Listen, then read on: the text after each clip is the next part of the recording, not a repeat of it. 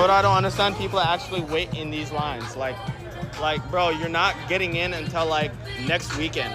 I swear to God, bro, if you don't have a booth or guest list, do not go clubbing, because this is the average line right here.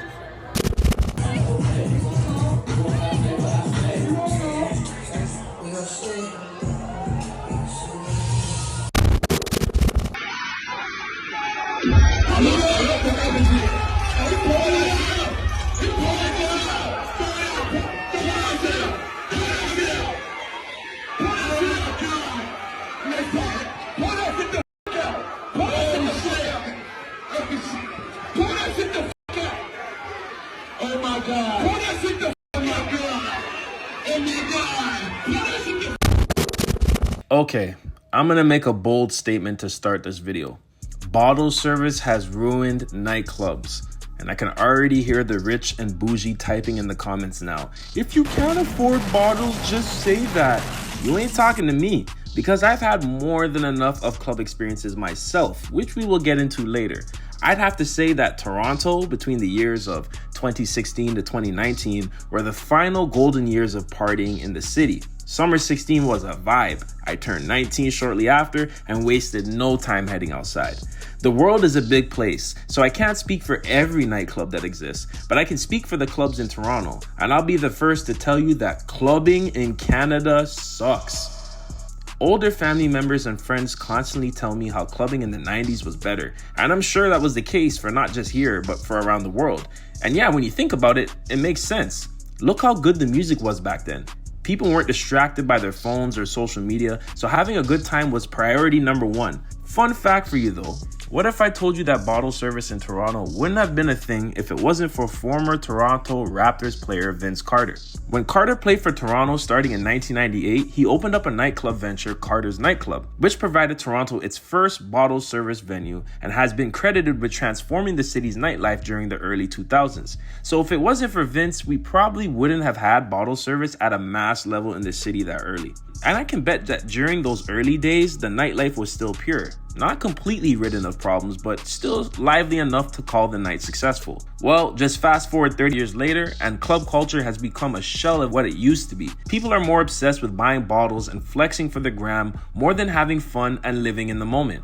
I'm being serious. Go to any city nightclub now and you'll see that the people are more concerned with bottle wars over just enjoying the night. You got guys treating their booths like it's prime real estate, mean mugging and grilling you as you walk by.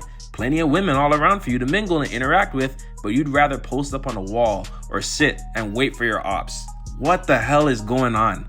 And everyone else is too busy checking their phones every 2 seconds to even care about what's going on to begin with. Combine the two personalities and you get a bougie mentality. And half, if not most of you, really don't got it like that. You only spend the money to make it look like you do. And you know how expensive some of these bottles are? A bottle that you could probably get for $30 is being sold for $400 on the inside. And to make it even worse, clubs will tell you you need a 2 to 3 bottle minimum. When you add that up, including tips and gratuity, you're spending about the same price it would cost for an all-inclusive vacation. You might as well go on vacation. Look, I get it. You're celebrating a birthday or you're just going out for a summer night with your friends. And it's one of your first times getting in a booth, whether invited or it's you getting it personally. And you feel that power. Something that is perceived as a high-class experience is now easily obtainable to the common everyday person. So you feel really nice when that bottle gets to your booth. Almost like for that one night, you're just as wealthy as the others. And with this bougie mentality now blinding club goers, it eventually infests everything else inside. Now everyone is too cool to dance and enjoy themselves. They look at you crazy for going on the dance floor and actually doing what you're supposed to be doing at a club. Have fun.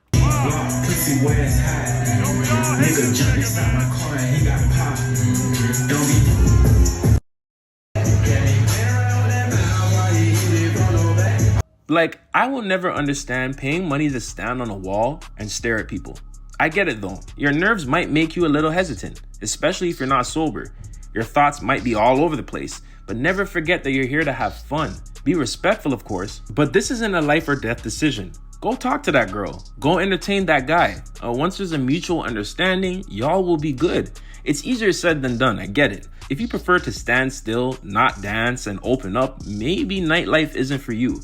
And I have sympathy for the people who aren't as extroverted. It took me some time to even be comfortable to go out and enjoy myself with no care in the world. But to the bougie ones who feel like they're above dancing or scoff at you for enjoying yourself, acting stingy with an attitude on the wall, yeah, y'all need to just stay home. Your presence is literally killing the vibe. And no one's saying that you need to go out and be sober at the club. If you want a drink, you should get one. But are y'all really enjoying yourselves as much as your Snapchat story claims you are? To me, it seems like people go out of their way to make sure their night looks like the best thing ever, even when it's not. Have y'all ever met someone or know someone on social media who posts their entire nightlife experience like they want us to live through them? Like, some people are able to post 50 plus stories from their party, and I'd be asking, did you even enjoy the party? I swear, some people are more concerned with posting their experience rather than actually living it. Put the phone down and enjoy the night. And again, I can't speak for clubs or people in different countries, but in Canada, clubs have turned from fun get-together spots to violent meetup locations.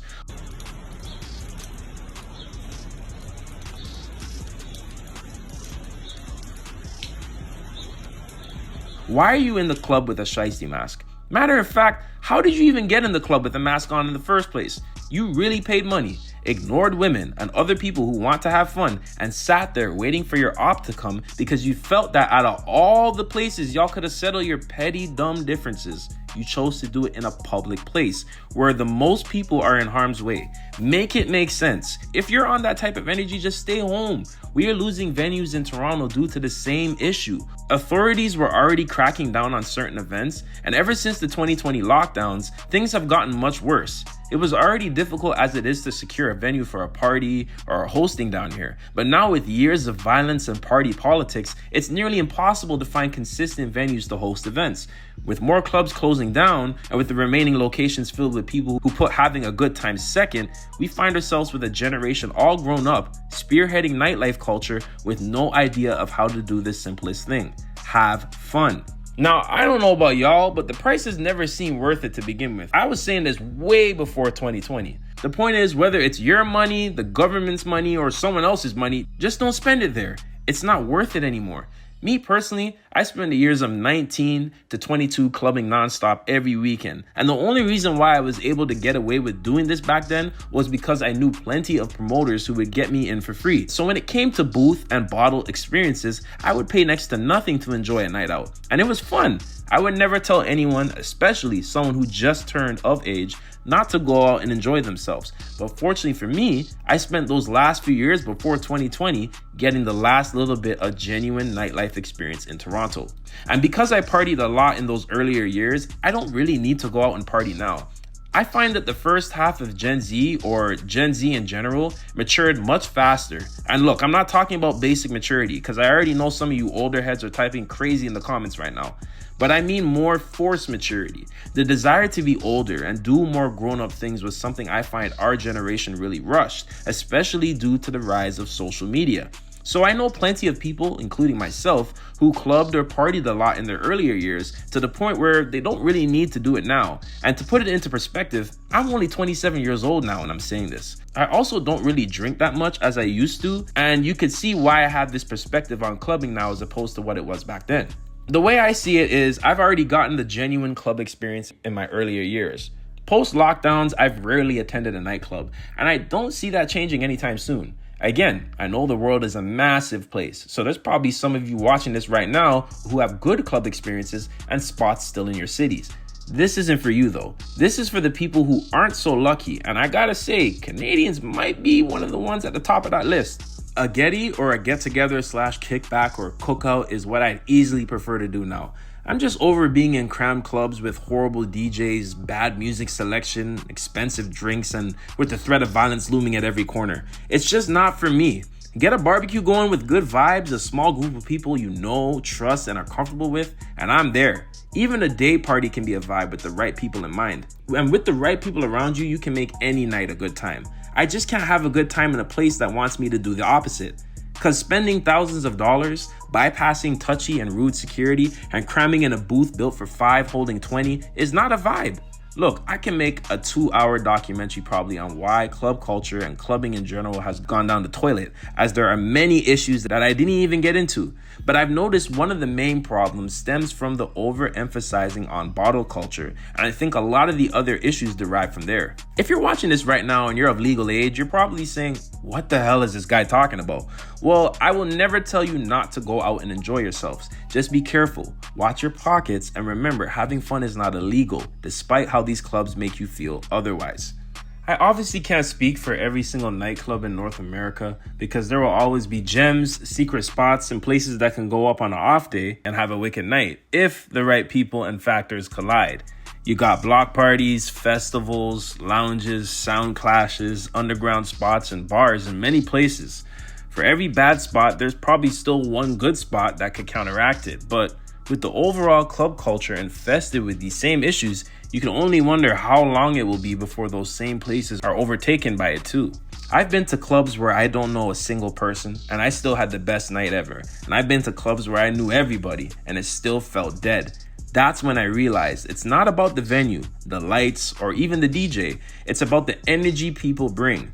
Clubs didn't die because the music stopped. They died because the fun stopped. And if you gotta spend half your paycheck just to stand around and look cool, you're not partying, you're performing. And me personally, I'm done performing.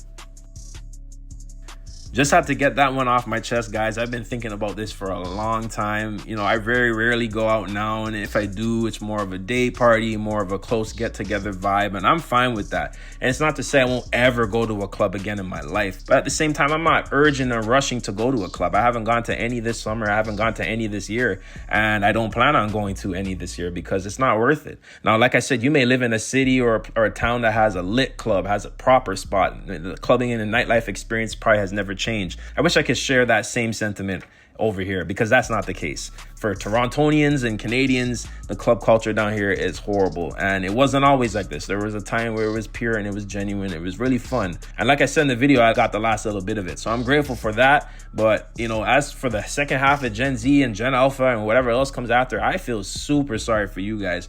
You may not even have nightclubs by the time you guys are of age, so it's an unfortunate situation, but things got to change. The bottle service aspect of it, in my opinion, is one of the main issues behind why club culture has been ruined. So I would love to hear your opinions down below. You guys still have a good club experience when you go out? Do you guys still go to clubs? Do you not? What do you prefer? And what have you seen in the club that has been crazy and has turned you off? I would love to hear your experiences in the comments down below. Don't forget to like, comment, share, and subscribe. I do appreciate all the support, and hit that bell because sometimes they don't like to send the notifications.